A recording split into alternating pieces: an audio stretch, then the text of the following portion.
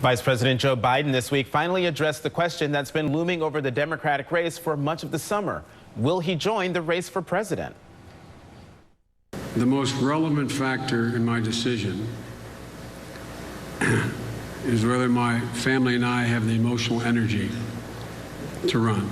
If I can reach that conclusion that we can do it in a fashion that would still make it viable, I would not hesitate to do it.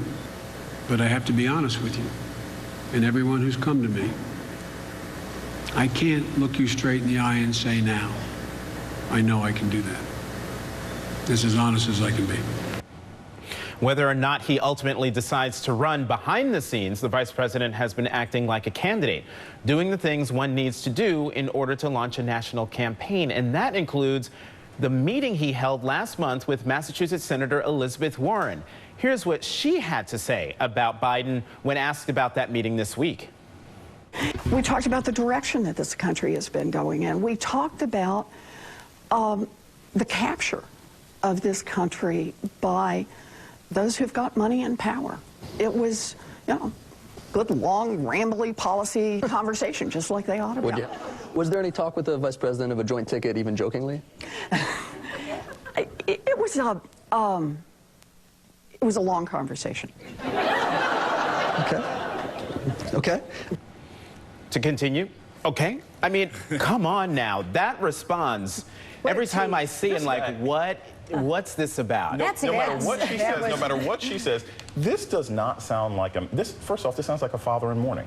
Okay, he does not sound like a man who is planning on running for president. Especially in that clip we showed. That clip we just showed. Yeah, I mean, you just feel sorry for him. I don't think it's a decision he wants to make right now. Suffering, but he doesn't have to.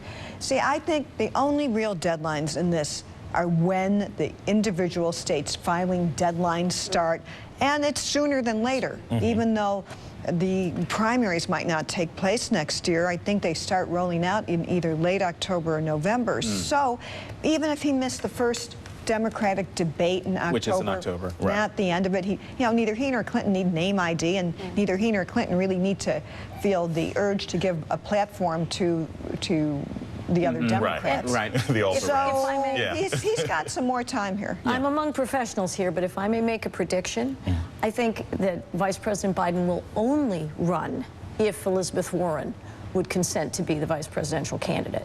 Because otherwise, what policy contrast does he offer versus Hillary Clinton? Well, he might not go that way. I think he would probably take another route and not emphasize their differences, because I don't think from what I've heard, if he did this, he doesn't want to be the one to take her down, so to speak. He wants to prevail. But here's the practical issue here. Biden's only going to enter this race if, after all of these sort of honeycomb hideout conversations he's having with people, if someone gives him not one, but 2 or 3 clear paths to beat Hillary Clinton. That's why he hasn't done it. He doesn't want to do this just for entertainment's sake. He wants to actually win, and clearly no one has told him yet that there's a pathway which he could beat her and still win. Well, can we talk about Nan's assertion here, which I think is interesting, that Vice President Biden wouldn't get into the race without Senator Warren assenting to being on the ticket. What do we make of a Biden-Warren ticket? Well, I think it has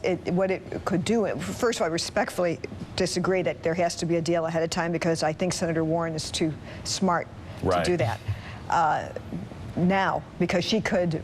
I just don't think she would. But anyway, she was being tantalizingly coy in that interview. No, she was, and that was usually, a yes. I haven't seen her tease and flirt with something like that before. So that strikes me. Maybe I don't know her well enough. It struck me as out of character. But Jonathan, to your point, what is useful for Biden now is to be seen with Warren, because what you have to do is see if it's possible to tamp down the Bernie Sanders surge right now, which appeals to the populist progressive wing of the Democratic Party.